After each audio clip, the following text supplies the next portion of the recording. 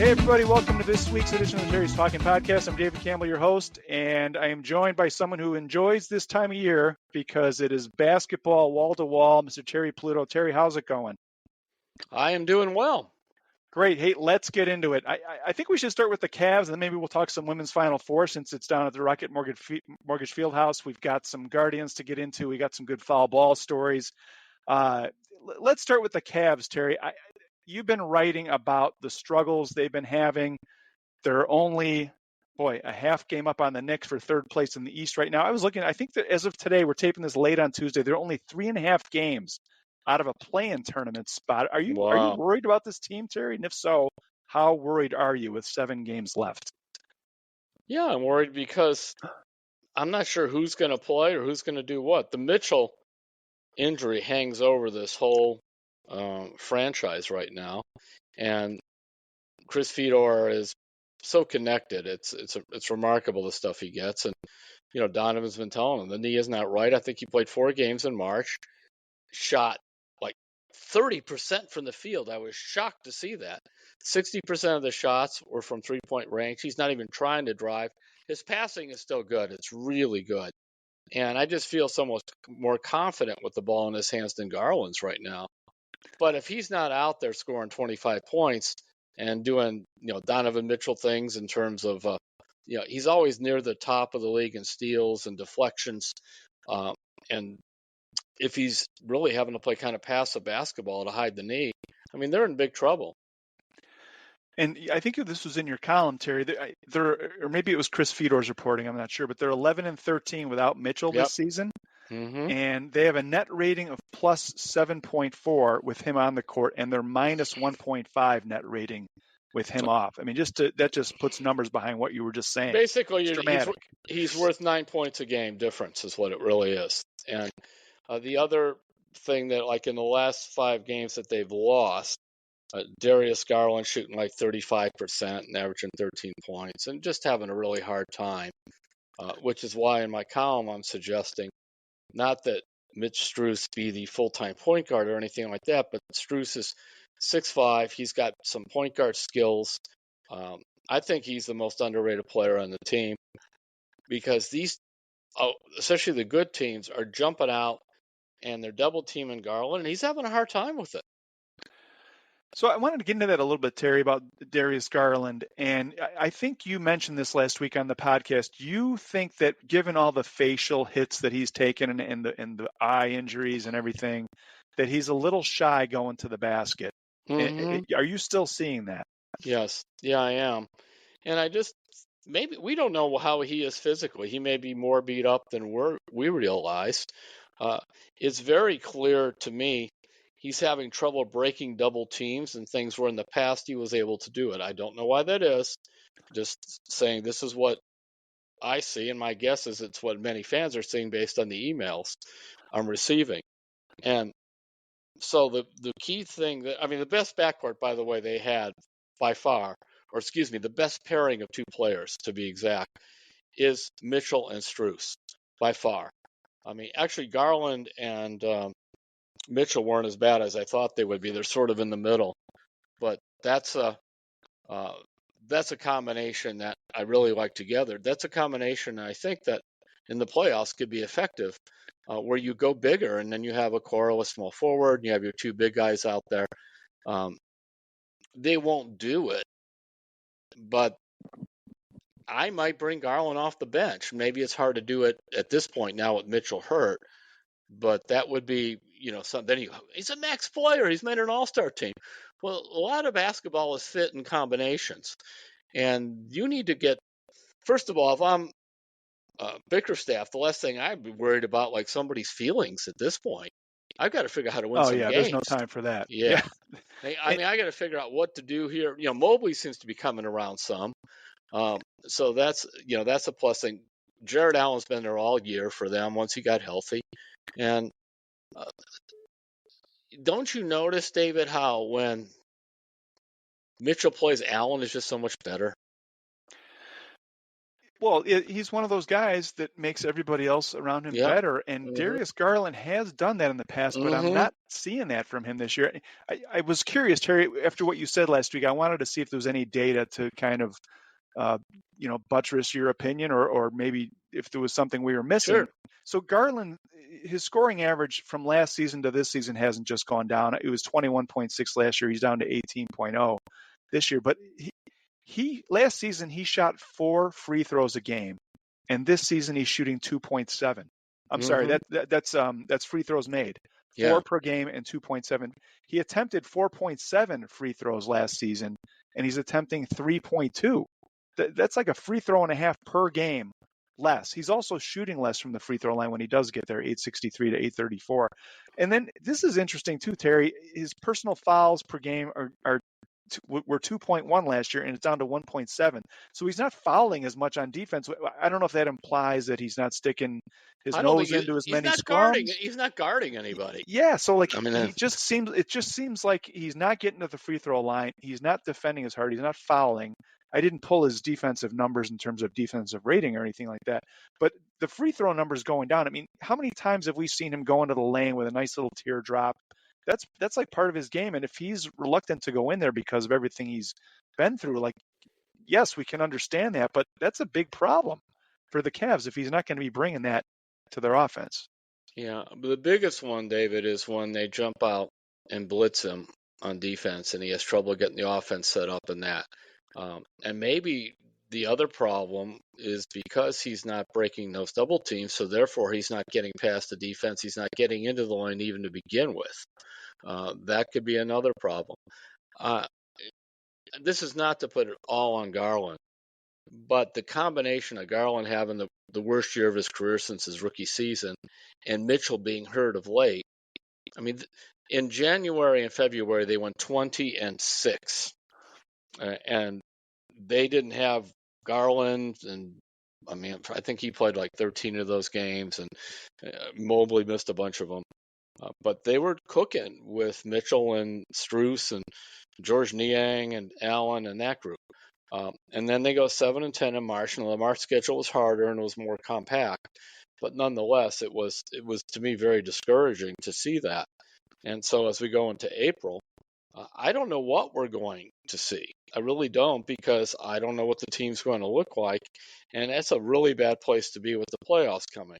That is why I would rest Mitchell they have like 5 games left or 6 games. He would play maybe, I know you want to stay out of the play-in tournament or whatever, but you got to beat a few of these teams with what you've got. And I would bring Mitchell back maybe for a last regular season game just to make sure he's ready to go for the playoffs. And if that meant putting the ball in Strus's hands more often, or the other guy who actually is shockingly impressed me with his good point guard skills, is LeVert. I want somebody to get the ball up the court and get things set up better than Garland has been doing. And I never thought that's something I would say. Well, and as you pointed out, Terry, just the physical demands of carrying the team Mm-hmm. it just seems to be too much for him right now with, like you said, with the blitzes and everything, the physical defenders they're throwing at him. I think you're right. The Cavs have 7 games left, right? Just to reset that. They're at Okay. Utah tonight, and then they have a back-to-back tomorrow night at Phoenix. Donovan Mitchell's Boy. already been listed as out for tonight. I would be shocked if he played tomorrow night at Phoenix. That doesn't make any sense. And they're going to let him rest, Thursday, Friday. Then they have a Saturday, Sunday at the Lakers and Clippers, the usual Mm-hmm. LA doubleheader back-to-back situation when teams go out there. I mean, you might be right, Terry. He might miss the next 6 games and come back for the last one just to get some rhythm back. But that would be a good long stretch to let him rehab that knee and get it right. That's kind of what's at stake here. Is how He's not. healthy is he He's going to not. be? Yeah, and he's not even close to right, David. It's not as if you're saying, "Well, he's just a little off." No, he's not going to the rim. There's something very wrong with the guy, and you just have to go do what needs to be done there. And by the way, this would be an interesting thing how his knee is in the off season. Does that impact his decision on signing a contract extension or not? Sometimes when a player has an injury and you're sitting there saying, do you really want to walk away? Because it would, well, everybody says it's $200 million for 4 years. I wrote this, It's actually 238 million or something like that for 5, because they would pick up the last year of his contract, 38 million, tack 4 more onto it. Um, Pretty good college fund. Yeah, not too bad. All right, so what you want to see, Terry, is take the ball out of Garland's hands more, Yes. share the load, bringing it up, initiating the offense, have Strus do more of that, Porter do more of that, Yeah, Porter and, too. Levert. Yeah. Levert, mix it up between those guys and get everybody involved and try and get that ball movement that they had. It's going to be a different look because it's not going to you've compared Mitchell to being the sun and the other guys as the planets around him. This is Hmm. going to be like a lot of planets just kind of. Yeah, they are It's helping going to there. be like the Big And Bang Theory. Garland might be more effective too, some playing off the ball, some more catch and shoot stuff and things from the outside. That might help him too. So it's JB's he's got talent to pick from, David. See, that's the thing I want to stress here, because Mobley's healthy.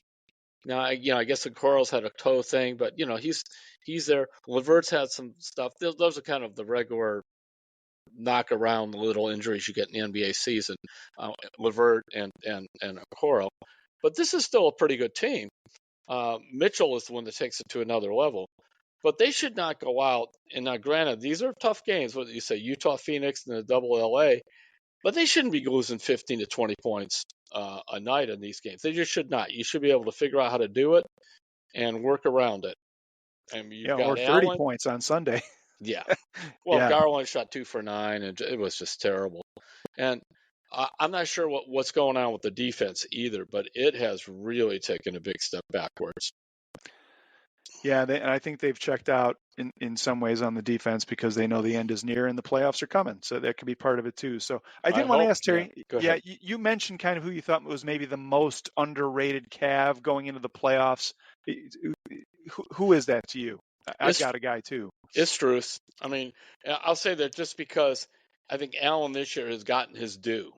Maybe not nationally, but at least locally, from the guy that said the lights are too bright in New York, and I admit I stunk and people wanted to trade him, to they saw how he and Mitchell carried the team when they had so many guys who were hurt.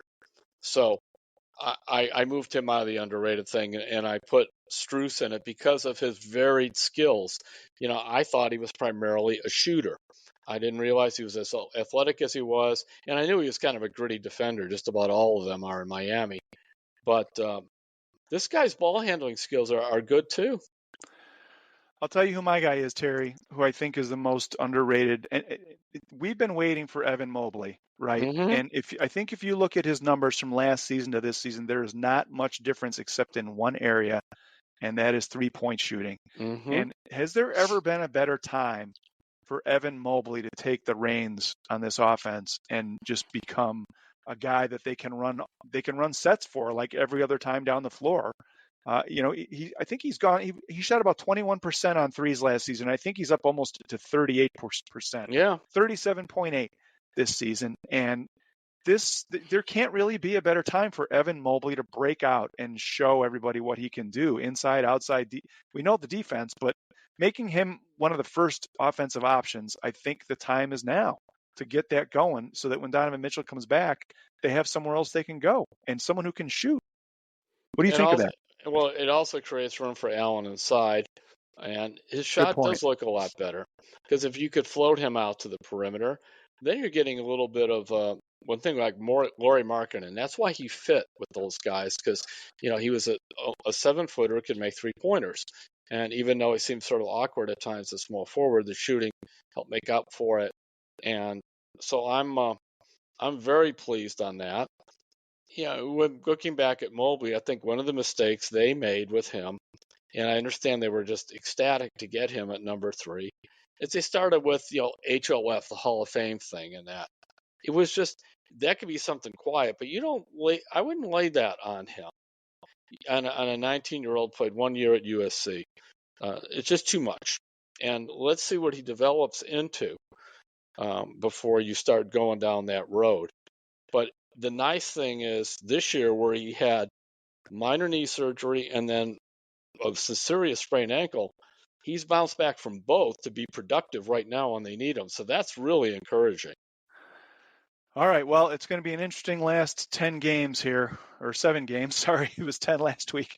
And the playoffs are at stake. And Chris Fedor's been writing about this, and you've been writing about there are jobs at stake. And Mm-hmm. if this thing doesn't work, if it's not progressing, there's going to be a lot of hard questions asked. So we'll see. They have a tough road trip coming up. So, and speaking of road trips, Terry, the reason the Cavs are out of town on this long trip is because of the women's Final Four coming to town. They're going to be down at Rocket Mortgage Fieldhouse. The games are Friday night and Sunday at 3 is the championship. Friday night we are going to have South Carolina against NC State, and then the nightcap at 9:30 will be UConn against Caitlin Clark and Iowa. And you have a really interesting Caitlin Clark angle this week that I had not realized until you told me, Terry. Go ahead. Why don't you talk Yeah. about Caitlin Clark and the local connection? Earlier in the year, Cleveland State played at Iowa. Chris Kilsmeyer, the coach at Cleveland State. By the way, they've won 59 games in the last 2 years, Cleveland State's women's team. I thought the game was just at Iowa, on campus. It turned out it was played at the Wells Fargo Center in Des Moines, like basically a three-pointer away from where Caitlin Clark grew up. So they walk in, and this is a Caitlin Clark homecoming festival. I mean, there's 15,000 people there, all waving signs, and and Clark's talking about she has chills because she played on the court to win state titles. And here's Cleveland State walking into this. And on top of it, Kielsmeyer, the coach, grew up in Iowa. And as he said to me, he's 48 years old. He said, when I was a kid, a lot of the girls' basketball programs in high school, they were playing 6-player basketball. That's where only 3 in backcourt and 3 in the front court. It started to go away in '85. There didn't go totally away to the '94 playoffs. So so you go from this sort of primitive basketball to it's showtime. And so Chris himself said he had over 100 relatives and friends in the crowd, and because he grew up in Iowa, he went to Iowa State. This was a very big deal for him, and of course, all the women on his team had circled the date. I mean, they lost. Let me see here. 105-74.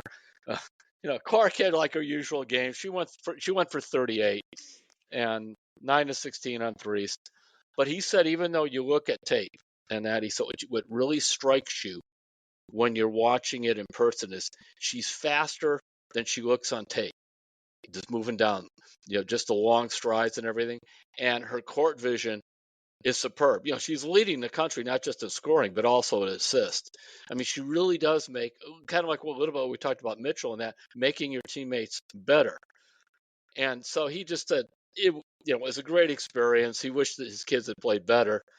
He goes, so we gave up 100 points. He goes, the other night I'm watching LSU, and they hung 90 points on LSU. So, hey, it Right. happens. I'm not going to sit here and be embarrassed by that. But it was one of those moments where he realized, thinking back to when he grew up, and some of the high schools around them were playing this, and he's only 48, he's not 148. We're playing this 6-player basketball to that 15,000 people. It's as if this is, I mean, she may be like the biggest Iowa basketball legend ever by the time this is done. Yeah, it's crazy to think about. And for people who don't know the 3-on-3 thing, Terry, it Yeah, was like you had 3 people play offense and 3 play defense, and yeah, they could not go over the half court line, well, right? yeah. You were either assigned to playing on one side of the half court line or on the other, and that was it. And it And was a big deal in Iowa. They loved that they had this yeah, different brand of basketball back in the day, but it's crazy how far it's coming. And there's been a lot written about Caitlin Clark, and just you talk about this in your Faith and You column sometimes, Terry, about how one decision can really make a difference. And she was down to Notre Dame in Iowa, and she actually committed to Notre Dame, and didn't announce it or anything, and then thought about it for a couple of days and decided she wanted to stay home. And it's just wild to think about how different things might have been if she had mm, gone to Notre Dame. I mean, she's like an Iowa folk hero now with the way things have turned out. The all-time leading scorer in the history of basketball, college basketball, men or women. And she decided to stay home. And I don't think she ever could have fathomed that things would have gone no, the way they've gone. It's wild. you're gonna like this. So they play UConn tonight. Excuse me, play UConn on Friday night. I think at like 9:30 or whatever it is. Yep. UConn, the epitome of women's college basketball. She was not recruited by them. Not that she would think about this at all or anything, but as she said, they did sort of talk to the coaches, but never really reached out to her or her family. Whereas just about everybody else was after her. I mean, she was a big time player in high school there. Her grandfather was, I think, is called Dowling High School in Des Moines. Her grandfather was a football coach there.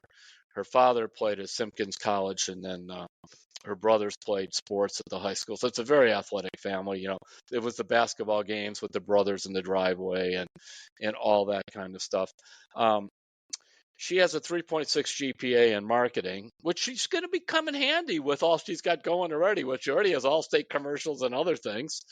So it's just a really nice story.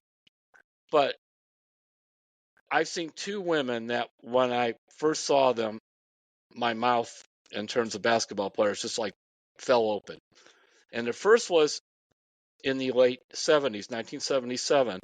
I am at Greensboro, a young writer, and they sent me to cover this college all-star game. Now, this is really the infancy of college basketball sports for women, 77.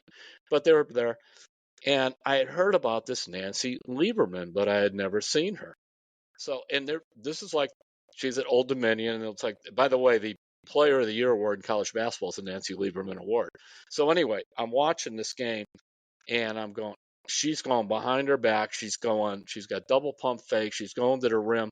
She really played like what she was, which was a New York City, Far Rockaway, New York style playground player. And it was completely different. Now, you see a lot of that now, but that was brand new. And then Clark comes along, and we've had many, many great women basketball players since, but she's shooting from Steph Curry land. And she's doing her Magic Johnson thing. She's averaging close to a triple-double. And so I'm to watch how the game has changed, and in Kielmeyer's mind, from the 6-on-6 or 3-on-3, however you want to call it, to this, is just remarkable. And it's so much fun. Boy, how many people do you think of the NCAA wherever were really pulling for Iowa to beat LSU for that Final Four game in Cleveland? Well, and Tim Bielik, our colleague, he put up a post on cleveland.com earlier today. The women's Final Four tickets are selling for, I think, about 33% more than the men's Final Four tickets. And a lot of that goes back to the players have to stay in school longer in the women's game than the men's game. They can't jump to the WNBA. And Caitlin Clark, this will be her last year. Obviously, she'll be turning pro. But I think that having the players stick around, it's very reminiscent of the Bird Magic era, but when players had to stay 2 or 3 years in college, and these rivalries would build, and there'd be one-on-one matchups you'd want to see because something happened the year before. And I think the women's game, because of having the players stay in college longer, is benefiting from those storylines, and really just people are just gravitating toward that. It's been something to watch. That game last night, that LSU Iowa game, I think it got huge ratings, bigger than last year's championship game, which I think was on ABC. And last night was on ESPN, a cable network, and I think it still got about 10 million viewers. Well, it's growing now. People are saying you have to see this woman play. You have to see it. If you like basketball, you got to see it. And then, so I was watching the second game, which was USC. Lindsay Gottlieb, who was an assistant coach here briefly, she's at USC, with her star freshman, a lady named Juju Watkins, who was terrific. And then, so that they were playing UConn, and of course UConn is the legendary program. And this Paige Beckers, Paige was actually the Player of the Year before Caitlin went to Iowa, and then she'd been out for a couple of years with injuries, and she is a lot of fun to watch too. So these games, I think they're just going to be terrific, and I am just so glad it's here right in our backyard. And even if you can't get in, you don't want to put out $1,500 for a ticket online, tune it in. Yeah, and even beyond that, Terry, on Saturday, there's going to be an all-star game that they've initiated for I think they used to have one about 20 years ago, and they brought it back. But players who aren't participating in the Final Four, they're hoping to get some big names to play in that on Saturday. And then what we're also going to have on Saturday is the NCAA Opens practices to the public, and you can just show up down at Rocket Mortgage Fieldhouse and watch the teams practice, and which is really good. Oh, and that reminds me, we have two stories today. Ashley Bastock, who covers the Browns for us, was actually at the last Women's Final Four in 2007 and she went down for the public practices, and she said it was one of the most memorable moments of her childhood, I and she read it. highly recommends it. Yeah. It's a fantastic story that Ashley wrote. Ashley went on to play at John Carroll on, I think, one or two of their NCAA teams. So, it was just so cool to read that. And we, especially males, can get caught in our little box of how we see that, and we forget that there are a lot of women out there and girls who are looking at these players and picking up on, I can do that too. Roberta was on the very first women's basketball team at Hiram, which, by the way, was 1975. Think about that. They didn't even have a team there until then. And she was a senior. So, by the way, they played that 3-man game at her high school. She didn't go out. She didn't like it. So she didn't. She waited until college to go out. But just to see how it's changed. All right, lots of basketball this weekend, and you can, like Terry said, you can participate in a number of ways, watching going down, and championship game Sunday at 3 o'clock. So, all right, Terry, let's take a break. When we come back, we are going to talk about the Guardians, and maybe we'll do like the good, the bad, and the unusual that we've seen so far. We'll get into that, and we'll have some more of your letters about foul balls when we return on Terry's Talkin'. We're back on Terry's Talking. David Campbell and Terry Pluto. We're going to get into some baseball here. Terry, the Guardians are off to a 3-2 start.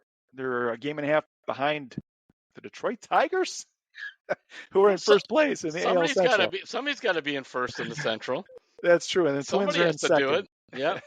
So anyway, it's early in the season. I thought we could do maybe the good, the bad, and then I maybe the quirky. I've got a little stat that I wanted to throw your way here in a minute. But what are you seeing that you like so far from the Guardians in their first 5 games, and they're playing at Seattle late tonight? So okay, go ahead, Freeman in center. I mean, I actually was kind of encouraged on that because I thought a shortstop with the right training should be able to play the outfield. If you're a good enough athlete to play short, you should be able to figure out how to play the outfield. But he threw a guy out at the plate yesterday, and that was really good. The feeling was if he gets enough at bats, he can hit 280 or so. And, he's hit a home run. He's hit the ball hard several times. So we can't talk about center field as no offense, at least so far. So that's a very big positive. And then the other, I'm big on the bullpen, all kinds of worries about the bullpen. Bullpen's been good so far. We'll see how that goes. But there were 2 guys that I think, one I was high on, the other I just didn't see him to know. Hunter Gaddis, I thought if you put him in the bullpen, you just tell him to throw hard, maybe once in a while throw a slider or something. He had a chance to be a good one-inning guy, and that looks like that's the case. But Cade Smith is another one that looks like that. So that could be how this bullpen issue could be salvaged, is if you get a couple of these young guys with really strong arms that could chew up some innings. Now, I was warned by a top baseball person I respect when the Guardians traded for Barlow that he's relying way too much on his slider, and he's just not the guy who was a couple years ago with that ERA under 3. And we've seen it. He seems to be going deep in counts. His fastball is 90, 91. And that's a concern because if he can't be the 8th inning guy, or, they tied up over $7 million in this guy too. That's part of the reason they, this was their one big investment was bringing Barlow in. So that's a concern. I thought McKenzie looked terrible. He was throwing 88 to 90. Things were high. He seemed to have no rhythm. It's only one start, so let's see how that goes. But if I were them, I would be concerned. The bullpen pitched 4 2/3 innings with 7 strikeouts, no walks, and 3 hits. But it was an early exit by Tristan McKenzie. What looks off to you with him? Is his it release the mechanics? point or something? Yeah, so many pitches up high, and he just isn't. He isn't a 95 to 97 guy in velocity, but he was like 89 to 91. And breaking ball, I don't know. He just seemed off. So let's see what else comes up. because of the illness in our family, Roberta and I were not able to go to spring training. So I really was at a deficit in terms of trying to evaluate some of these guys or seeing things. Um, and the first time in 30 years, by the way, I didn't get to go to spring training, so missed that. And now I realize how valuable it is when I didn't have it, because talking to different people. But I did talk to some people who were down there, and that's where I was kind of worn at. And then the other thing that's a concern is Estevan Florio. I was told he loves to chase that high fastball, and he's got an uppercut swing, and he swings and swings and swings, and that's pretty much what we've seen. He drilled a double, and then barely made it into third. He probably shouldn't have tried it, but at least he crushed one ball. But that's, they're hoping for more out of him, and maybe they will get more. But the things that I was warned about with him, I see. The same thing with Barlow. The things that I was warned about by some people down there, we've seen early in the year. So those are the two disconcerting things. The young guys in the bullpen are a big positive. Freeman in center, big positive.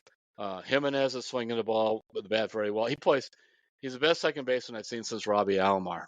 I mean, he's just phenomenal. That's some high praise. He's phenomenal. And maybe he's going to go back to hitting like he was 2 years ago, where he was really productive. And then, the nice thing, I mean, they got the guy signed for 7 years or something. So that's, if he becomes an all-star, and if he could start hitting 270, 280 with an OPS around 800, and he might, you could have an all-star here for a long time, tied up for a long time. Yeah, he's already got the gold glove and the platinum glove defensively. Check out Hoynes. He's got a story on cleveland.com/Guardians about apparently Jimenez has been listening to salsa music for years to get his feet. He dances to the salsa music, and he says that really helps him with his footwork. So that there's the secret behind the defensive stardom. To go down and jump up and be on balance. That was a Robbie Alomar thing. Is phenomenal. The other guy who could do it, Omar. Omar did not have a strong arm, but that quick feet and all those things. I just remember this is just unbelievable. I wish if I was on ESPN, it was one of their analytics guys who was basically writing why Omar does not belong in the Hall of Fame. And he goes, if you really look at it analytically, he's not much better than Larry Brown. I'm going, Larry Brown played during the 60s. I saw Larry Brown. And excuse me, sir, Larry Brown is no Omar Vizquel. With all due respect to Larry Brown, who was a nice, very average player. I saw him. You have no clue. But we mentioned, like Hoynes said, the salsa feet or whatever. Boy, Omar and Jimenez, they got it. All right. Well, Terry, I did want to recap. We've been doing the good and the bad here. The Cleveland starters are 2-1 with a 5.01 ERA. Yeah. And Hoynes had a stat today, that the starters have thrown 23 1/3 innings, and the relievers have thrown 19 2/3 innings. It's not far off from being 50-50 there, and that's going to have to change. So, okay, so we've done the good and kind of the bad. Yeah, go ahead. And I kind of liked it. I thought Carrasco gave them what you would hope to get. 5 innings, 3 runs. If you look back to when keep the game close. Yeah. And he's out there, and because it looked like he was going to die early in that game. And he got through. Granted, it's Oakland, so there's 5 asterisks. But nonetheless, he lasted longer than Tanner Bybee. And he's not throwing real hard. But, Carlos is out there. He's throwing his off-speed stuff. And he's just, kind of like how he willed himself back from leukemia. It's like he's sort of willing himself back for one more year. Yeah, he's something else. All right, so before we wrap up the Guardian story, I wanted to share this. Mike Petrello, he writes for MLB.com. He had a funny tweet, X, whatever you want to call it these days, and he was looking at Baseball Savant, and he said, this is the funniest stat I've seen all day. The lowest ground ball percentage, and I think this was before today's game on Tuesday, the Guardians have the lowest ground ball percentage this season of every major league team. 32.9%. And the Cardinals are second at 33.9. And basically, this is just a measure of how many balls that you put in play are ground balls. And somebody said to him, "Why is that the funniest stat?" And he said, "Well, Cleveland hasn't had an outfielder hit 30 home runs since like 1916 or something." Yeah. And that's why he thought it was funny. But people, who are Cleveland baseball fans, they know this team, and Antonetti has talked about this a lot, is we don't need to hit home runs. We need to score more runs. Mm-hmm. And this kind of ties back to that. If you're not hitting ground balls and you're getting line drives and they could have had a couple more hits last night if it wasn't for a couple of great defensive plays by Seattle. But if you're hitting line drives and putting the ball in play in a hard way, you're going to be getting more doubles, triples. They're way up there in extra base hits so far this season. So I thought that was interesting in terms of the Guardians' approach. Like, yeah, they're not hitting a ton of home runs, but this is a good sign so far. I think that they're actually, and you talked about, last season, all the guys who were putting the ball in play but not hitting it hard. Yeah. And this is kind of a reflection that I think guys are hitting it a little harder, at least so far. So, Yeah, they had a lot of doubles, and that's really good. Rocchio's off to a nice start. That's another thing to mention. So there's some encouraging things. I mean, so much of it is asterisk because Oakland is so bad. It's so bad. But nonetheless, for the most part in that series, they caught the ball, they ran the base as well. Those are things that looked like, let's put this way, it looked like they had a spring training anyway. Some of these, you wonder what did Oakland do? I mean, it was like, I'm sure it's not Kotsay, the manager's fault. He's been around forever. It's just like, what do you want me to do? Everybody's like just thinking about Vegas. I mean, I just got whoever I got. So, um, that's been the fun part there.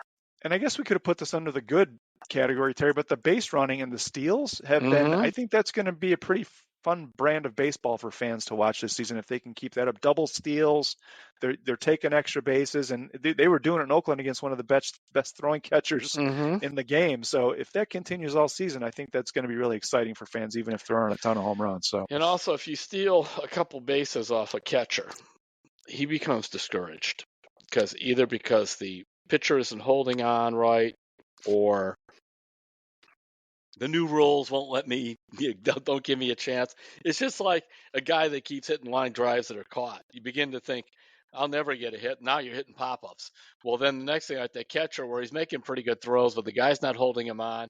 Now all of a sudden the ball's sailing into the outfield. It's bouncing. It just goes in a bad direction.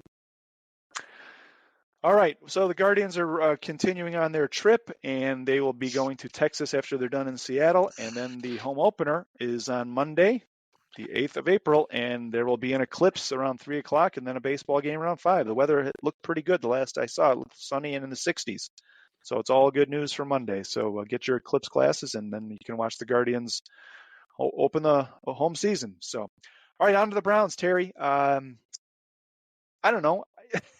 Do we want to talk about Cade York anymore this week, or what do you think? I'm glad they have another kicker in there. I'm not ready to write him off. He's a backup, but I just want a real kicker who's at least been in some games that you could bring in case Hopkins has another pulled muscle, of which he's had several during his NFL career. So fine, it's a guy they kind of like, and if not, they go get somebody else. But I did not like the idea of, in fact, last training camp, they didn't even have another kicker in there. Cade York was the only one. Yeah, and the thing is, he's got leg, and it's like they say you can always teach a shooter to you can always teach a shooter to play defense, right? You can always teach a long kicker to be more accurate. But we'll see how they say that stuff is not always true, but we can find out. I mean, Phil Dawson was cut 3 times before he stuck with the Browns. 3 times. And there's a lot of other examples of guys who've been cut and bounced around, and I believe Hopkins was also cut at least once, if not twice, early in his career. All right. Yeah, man, that Phil Dawson stat is crazy. 3 times he was cut before he made the Browns, huh? That's something. Mm-hmm. Yeah, because he documented them all. I think I could only find 2, but he also talked about this weird tryout in Pittsburgh for one day, but they had him in there, and he's like, he couldn't even figure out why they had him in. It's like they had him kick like 5 times, and we'll get back to you. So Terry, we're coming up on the draft, which is about 3 weeks away here on the 25th. The Browns won't have a first round pick again this year because of the Watson trade, but they've made a lot of moves this offseason to fill in holes on their roster. Which is your favorite move that you think was the best one in terms of fit so far this offseason? I'm throwing this one to you first. What is your favorite move? So I thought about this, and I like the Jordan Hicks move because You took my guy. Did I That really? is not fair. See, it just goes to show we don't talk before the podcast. So it's 2 years, $8 million, which is a really good number. I know middle linebackers are being kind of devalued in the NFL these days, but this is a guy who played for Jim Schwartz for 3 seasons. It's a good contract, and when you lose Anthony Walker, a guy who was kind of the traffic cop in the middle of the defense, I think Jordan Hicks is kind of guy you can plug right in there and can do the same kind of thing. So I'm sorry I stole your guy. Is there anything you can? Well, let's hope Jerry Jeudy is it, but I'm not going to go down that road because that was a trade and that. All right, who else do you like? I'm just going to kind of go see if you get my second guy. Oh man, it's kind of an uneventful. Shelby Harris, is he your second guy? He's up there. I do like Shelby Harris, and I also just like this is a real underrated one. I like Hurst if he could stay healthy. He made some big plays last year. Yes, he did, and so those are the type of players. They're not necessarily the best, just kind of signings that you like. But I'm stunned you had Hicks first. I should have just went out of the gate with it. But I really wanted to see, though, the problem with Anthony Walker is he gets hurt all the time. I mean, he's a great guy and all that. Hicks has been able to stay on the field most of his career, and they do need that type of thing going. Would it surprise you if they took a cornerback as their first pick? At 54, it would not. But No. And we can get more into this as we get closer to the draft. I really would like to see them bolster that safety room a little bit because they had some injuries there, and Grant Delpit's history of injuries. They're susceptible. They're young back there. They've been banged up. I just think getting some good quality depth in the second, third round and some special teams guys also that would be able to do both could be the way to go. But we can talk more about that closer to the draft. But I'm glad you say that because I'm a little. Well, first of all, I always think kind of defensive backs, especially cornerbacks, are a little bit like pitchers. They get hurt. They're a little fragile. You'd seem like this when you think you have enough. Suddenly, by week 14, some guy that they pulled off the street is starting. I mean, it almost always happens that way. And so you want to try to avoid that. Just like loading, I wrote a thing about for last Sunday about loading up areas where you have injuries hanging over things. You load up the quarterback area. And so you have Tyrell Huntley and you have Jameis Winston. And you have DTR. And then you load up the running back. And Mary Kay made a good thing that I completely forgot about. DTR having that big hip injury at the end of the year that they didn't talk much about.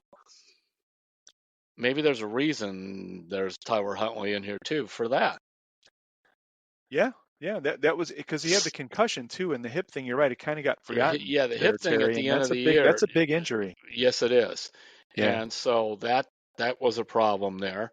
And then you go with the running backs. They brought in. I always kind of like Foreman as a short yardage guy. He's bounced around, but the adequate guy. And we'll see what Jerome Ford could really do now.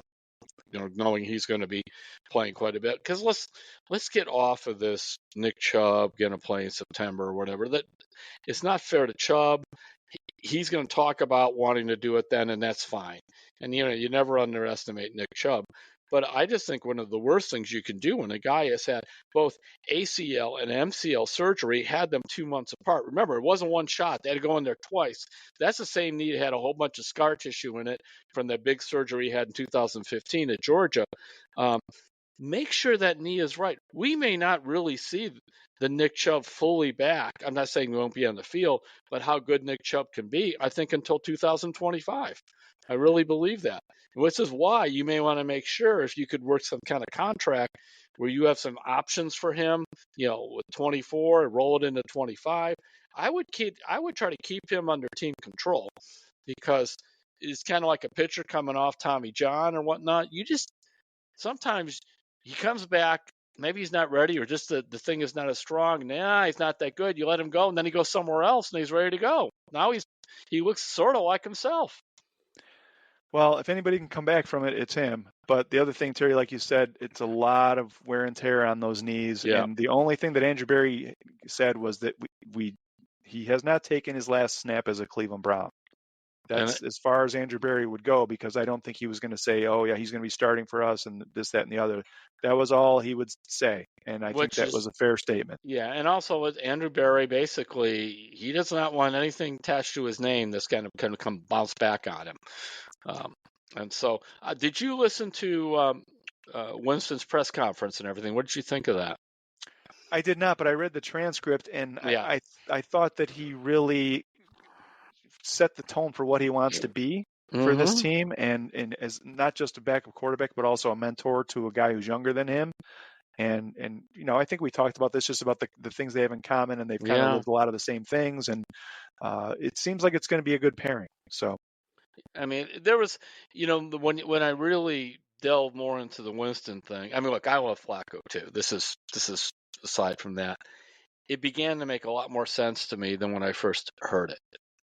And then when they picked up Tyler Huntley, because he's just floating around out there, because I always kind of liked him. I'm like, great, you could put him in the game too. Since last year, for the backup. Well, since last year, Jeff Driscoll, you could win some money on that one. I always forget that he started that last game, because remember DTR's out then, and so okay, line them up. Quarterback number 5. Yeah.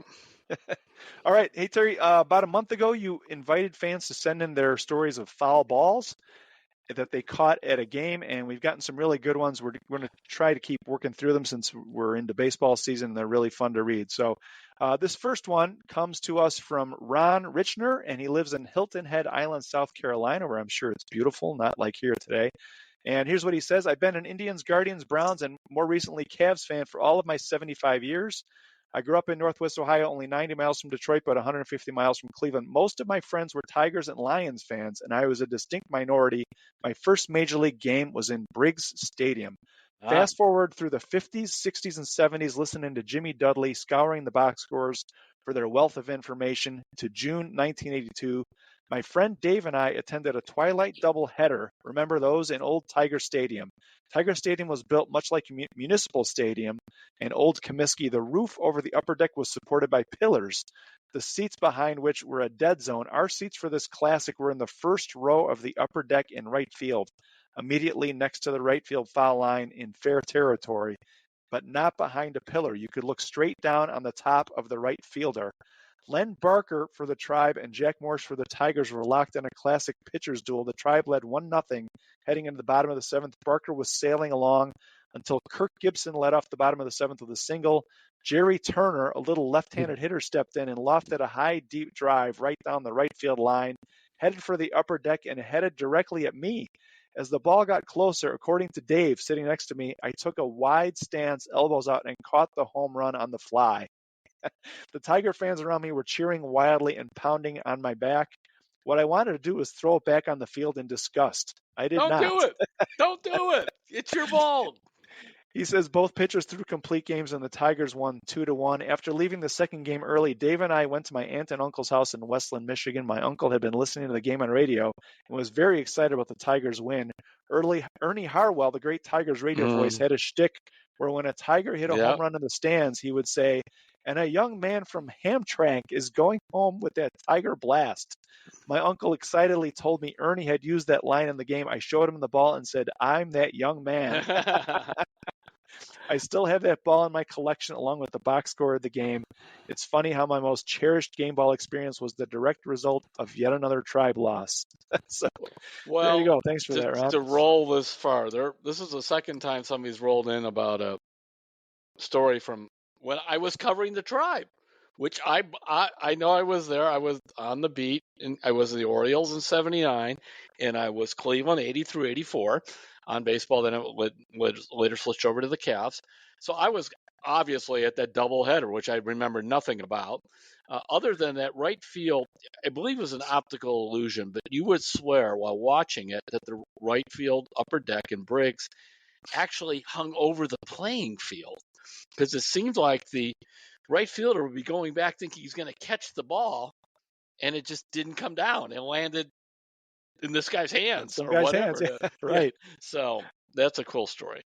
Yeah, those are the great old stadiums that hung over like that. They didn't go Mm-hmm. back and up the way the ones now do, and you could hear everything on the field because you were Mm-hmm. so close. So, all right, this last one is from Alan Mancuso, and Al says, actually, no, Alan. He said he ran into you. I'll just read the letter. He says, I've lived in Cleveland, and currently I live on the near west side in Ohio City. I say this to say I'm a lifelong Cleveland resident and sports fan, except for a short period when I was a New York Jets fan. I actually had the honor of meeting you, Terry, once at the Carnegie West Library branch. So, and he says, I have a question and a story. I'd like to know if you have any insight as to why former Cleveland baseball team ended the broadcast team of Joe Tate and Bruce Drennan. I thought they were the best by far. They were the most entertaining, in my unhumble opinion. Nev Chandler and Doug Deacon were spectacular too. So we can get into that in a second, Terry. And he says, here's my story. I remember the foul ball that I didn't catch. I was at a Guardians game in the early 80s with my mom, sister, and my sister's friend. My mom sent me to get food for all of us at the concessions. And as I was walking back to our seats in upper right field, I noticed the Cecil Cooper of the Brewers was at bat. I got to our row when all of a sudden Cecil hits a foul ball coming right at us. In that time, I had to make a decision. Drop all the food and risk the ire of my mom and go for the foul ball or hope my mom would get it. I was around 8 years old, so I chose the latter. Wrong choice. The foul ball came screaming in right toward my mom as I watched in anticipation of having my first ever foul ball. The ball hit her in the foot, and the guy in the row in front of us got it. I was so mad. I really wanted that ball. Of course, I got over it fairly quickly, and that is from Al Mancuso. Thanks, Al, for that. So, Al, Terry, about Al's question about what happened with Joe Tate and Bruce Drennan were together at one point, huh? Yes, they were.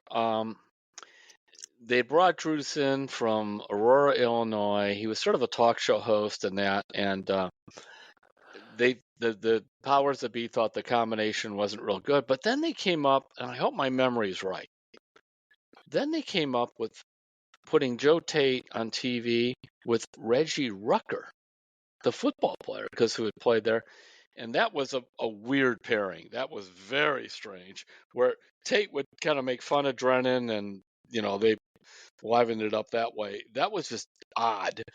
And so then later on, Joe then just switched totally over to basketball after that. Huh. All right. Well, there you go. Thanks for the letters. Hey, if you want to hit us with a comment, question, a foul ball story, you can send that to us at sports@cleveland.com and put Terry's Talkin in the subject line. We'll keep doing these until there's no more. So we appreciate you sending those in. So I think that's it, Terry. I think we're done. Anything else you want to get into? No, I am all finished. I am going to go back to just typing up my little stories, but congratulations to, by the way, at the Copley Post Office this morning, I did see Jim Stone, not the former East Tech basketball player, but a loyal listener. And then also there's a great place to be at the Copley Post Office. I still live in West Akron, was Drew Joyce II. So we were there talking. He is now the patriarch of the great coaching family, because, of course, Cameron Joyce, his one son, won the state title at St. Ignatius. And Drew III is taking over for Keith Dambrot at Duquesne as the head coach. And we were just chatting about how, Drew #2 started as a youth basketball coach with his son, Drew III, who made friends with LeBron. And they picked up other guys, Willie McGee and those other guys along the way. And then Keith Dambrot was coaching at St. V. They went over to there. Drew went as assistant. At that point, he was doing very well as a medical supply salesman. And how life comes. LeBron came into the life. And otherwise, he was going to be a youth coach for a long time. He helped out at Bucknell High School. And then next thing you know, I think he's won 7 titles at St. V himself.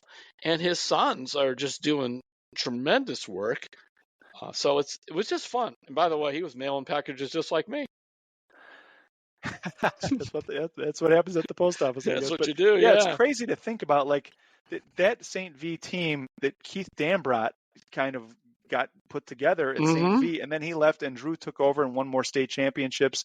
And it's hard now. LeBron is in his 21st NBA season, and these guys are becoming head coaches. And man, the time has gone so fast, but it's really been remarkable to watch. I remember watching Drew when he was a freshman at St. V, and he was probably not even 6 feet at that point. No, little Drew, he was like 5'3", making all these threes. LeBron just kept throwing it to him. And Maverick Carter and they were cooking. So it was a lot of fun to see that. And then for years, Drew II had to prove that he could be a good coach without LeBron or without Keith Dambrot. And so he had to overcome that. And by the way, it was a fascinating story, just a side story on Drew III, was played in Germany for 10 years. He's like one of the all-time great German basketball players. And then he came home, and he was hired by Dennis Gates as an assistant coach. And so he was there two years with Dennis Gates, or 3. But anyway, when Gates left, Drew III applied for the job, but he didn't get it. Daniel Robinson got it. Great hire, by the way, by Scott Garrett. No knock on Drew III, but Daniel been like kind of a veteran assistant like Gates, and that's what they were looking for. Well, Keith Dambrot swooped in, and he was coming off a tough year. I think they lost over 20 games, and he asked Drew to come over with him to Duquesne. It was almost like, let's get the band together, because he wanted to kind of keep his job and also set up little Drew, as he's still known there, to succeed him. And of course, that 2 years later, that's what's happened. Pretty remarkable. And I know you're working on a column on that whole arrangement too, which will be really fun to read. So, all right, Terry, I think we are good. Thanks everybody for listening. Don't forget to sign up for Terry's newsletter. You can go to cleveland.com/newsletters and just click on Terry's newsletter. You'll get everything he does every Monday. Thanks again. We'll catch you next week. Enjoy all the basketball, and we'll talk to you soon on Terry's Talkin.